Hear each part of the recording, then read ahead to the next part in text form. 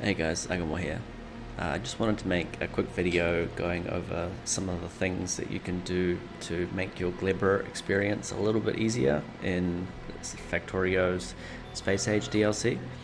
And when it comes to Gleba, I would suggest, if you haven't gone to Gleba yet, make sure you go to Volcanus and Fulgora first, because you're going to get a lot of great technology there that's going to just make your Gleba experience a lot easier.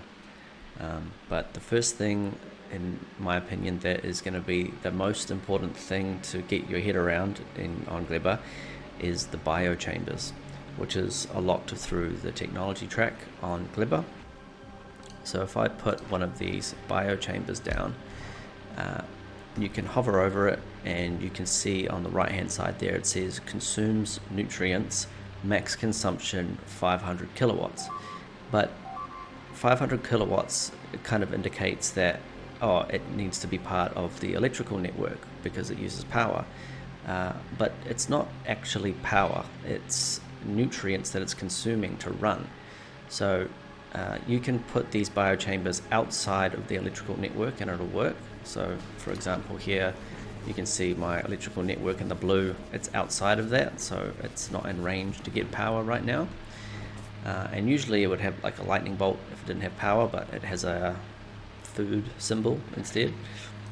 And if we put the recipe to say spoilage into nutrients, then if we hover over this recipe under the nutrients section there, you can see that there's a value there that says yummy value, 2.0 megajoules.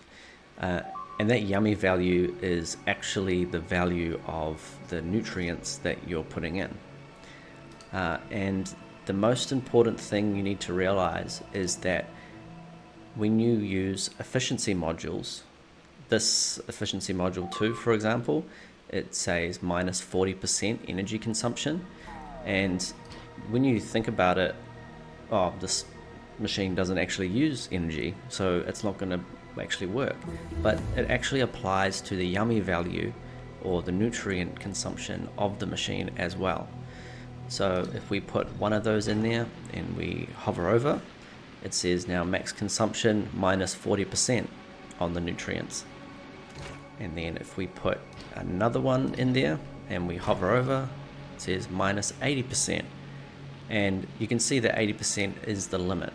So best practice is to always have, for every biochamber, to have 2 efficiency modules in it to make sure that your nutrient consumption is 80% less. So how do we know that that actually works? Because even though we put these in there, the yummy value is still 2.0 megajoules. So there's no way to know if it's actually impacting it or not, right? So let's remove those and we'll pick up some nutrients and some spoilage. Just wait for a couple more to come in, hopefully. So I'm in the bot network. Maybe I'll get 5.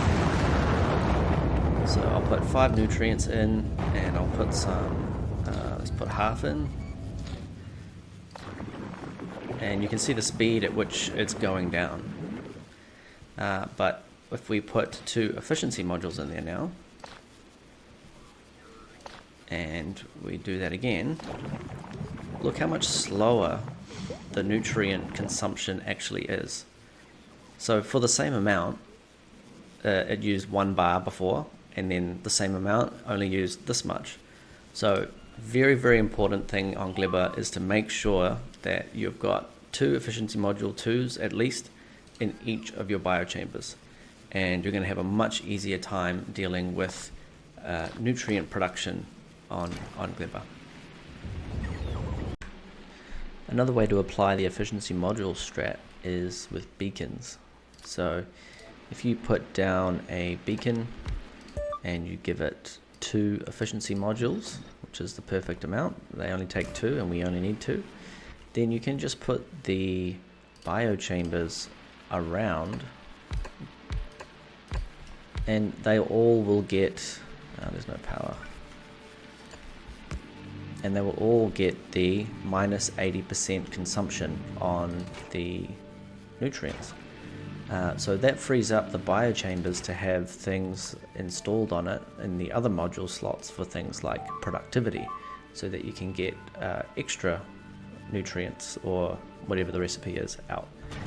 So that's probably the main build that I use, where the biochambers are down, they have the productivity in it, and efficiency, and a beacon for all of the biochambers around it.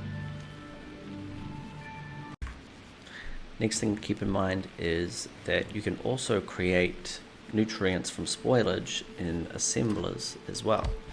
So you can see a recipe here, nutrients from spoilage, and it works on the assembler, which means that you can connect it to power and it'll work without nutrients.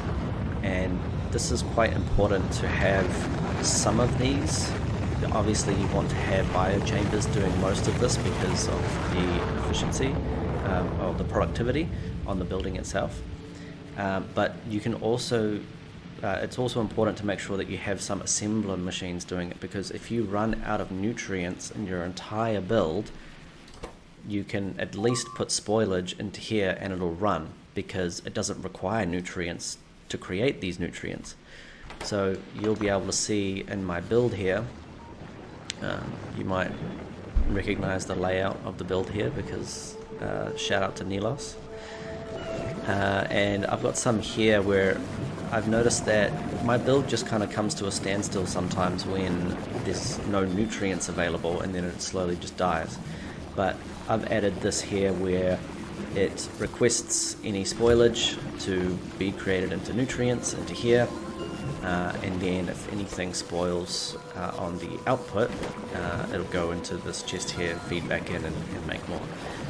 So I've just got this little section here where I've copied it and I've attached it to many different of these modules that I've created, and the most important one to have this attached to is the biochambers that create nutrients from spoilage, because if these are the last thing that's creating nutrients but they don't have nutrients to run, then the whole thing will just shut down.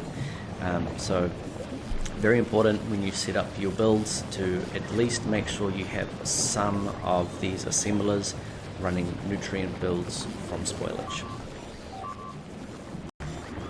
The next thing is, once you progress in Gleba to a certain point, you're going to be getting a lot of seeds. So the seeds come from the farming that you do for your Yumako and the other one. And these seeds will slowly build up over time as you feed all of your Yumako plants into their builds, and they're going to be generating seeds, and the seeds don't spoil, so they're just going to grow and grow and grow and grow in terms of how much there's going to be within your logistics network. And it actually became quite a big problem for me, because I had these storage chests in some of these builds, and some of the items that I needed weren't going into chests because they were filled with seeds. So what I've done is I've just set up a big row here of storage chests, and I've used the red wire to put it on the logic system, and I've just linked all of these different chests together. So like, for example, if you just like click, for example, on that onto there, it'll attach it, and then I've still got the wire, and then I just click until all of them are linked together, and then we attach the red wire here onto these two requester chests here. And on the storage chests, it'll automatically read contents, so you don't need to trigger that. But on these requester chests, you need to click read contents and enable if your seed count is higher than 5k. You can give that whatever number you want, but I just chose 5k. And then once my seeds start coming up to be over 5k, and I've got one for the mango seed and one for the jelly nut seed. Once they get up to 5k, they'll go into these recyclers here, and as I mentioned before, really important to go to Volcanus and Fulgora first, because on Fulgora you get these recyclers. You feed it into the recycler and then into another recycler, and they just feed back into each other until they're basically nothing. So this whole system here just looks at how many seeds are in this box network. If it's over 5,000, feed it into the recycler until it's destroyed, and that just makes sure that there's no overproduction of seeds in my network, but I still have plenty for my farming to be able to operate or even expand if I need to. Now, if you haven't gone to Fulgora and you're on Gleba, it's not really going to be that big of a problem until much later in Gleba, so don't panic about the seeds, because it's not going to be a big issue until much later when you've probably already left Gleba and gone to other planets anyway. But that is the solution that I put in place for the seed situation. Now we're going to be more talking around the enemies and the bases and how they spawn and how they attack you. And the best way to deal with the most annoying enemy, the Stomper, is to use the rocket launchers. So as you progress through Gleba, you unlock the farming, the biochamber, the bioflux, and the research, etc. First thing I would suggest to research is the carbon fiber, so that you can get to the rocket turret.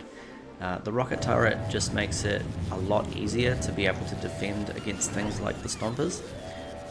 And when you put down these rockets, just make sure you set some target priorities on the small, medium, and big Stomper pentapods, just so that these rockets are at least trying to kill them before they reach your base, because if they get too close and they get into the massive area, they're going to destroy your base really, really quickly. And of course, the way that the enemies are attracted to your base is through the spore system, which is generated, as you can see, by these agricultural towers. It says spores 4 per minute. So if I look at my overall map and zoom out, you can see the yellow here is the spores. So any enemy base within the spores is going to be triggered and want to attack my base. It's going to evolve their base, and it's just going to cause issues if they're able to destroy your stuff. So the best way that I've found to deal with at least the Stompers here, this is a big Stomper, is the rocket turrets. Obviously he got destroyed pretty quickly because I had a railgun, and railgun comes later when you get to Aquilo. But when you're dealing at the start, at least this is a medium one, but at the start you'll have smaller ones, they'll be much easier to kill. It's a good idea to have a combination of the rockets and your gun turrets.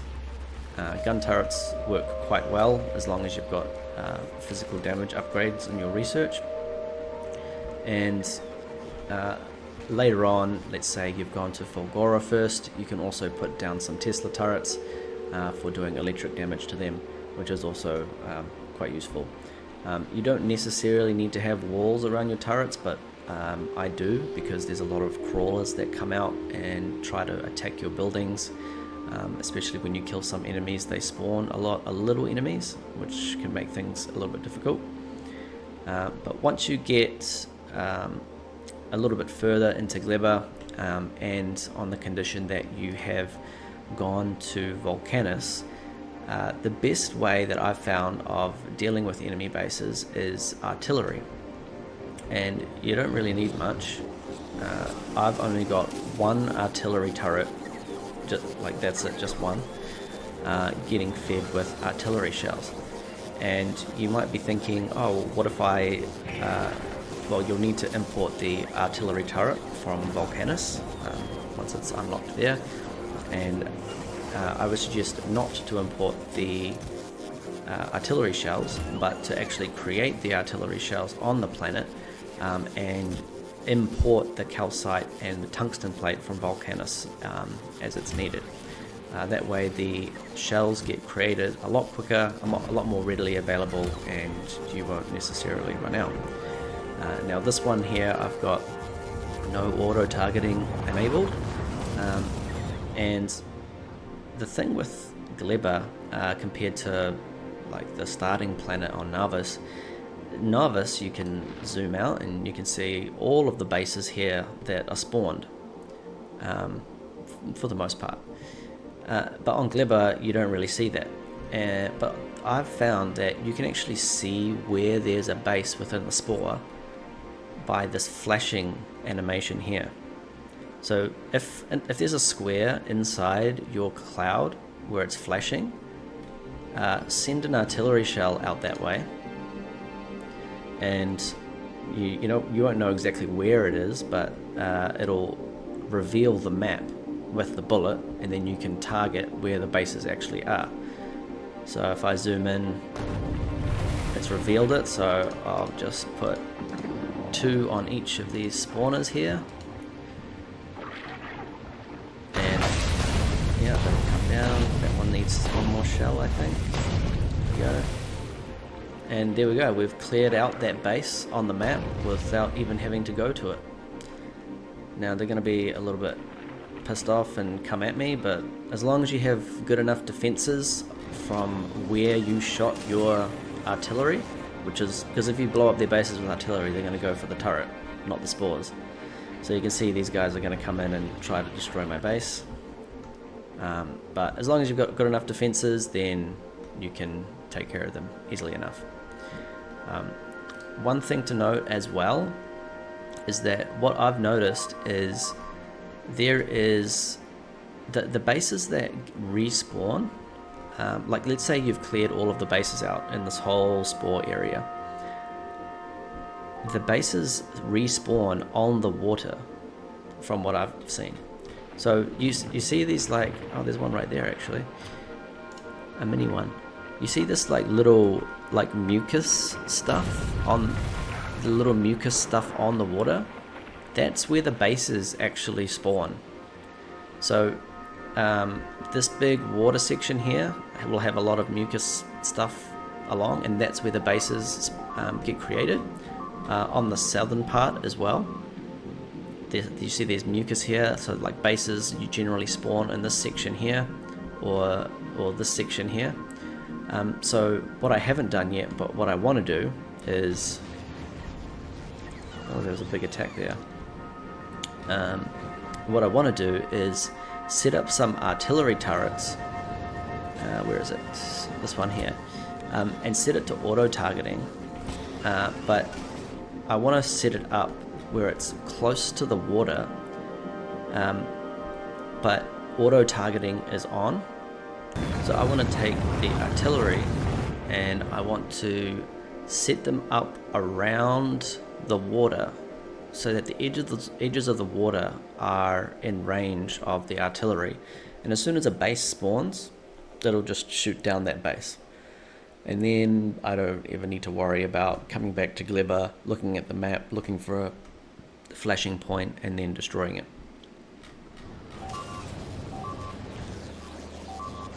But those are really the main things that I think have been the most useful for me to understand on Gleba, and helping me to actually get all the way through the technology track on Gleba. So hopefully this information has helped you out. If it has, then please like and subscribe for more videos, and leave a comment and let me know how your space age journey is going. Cheers.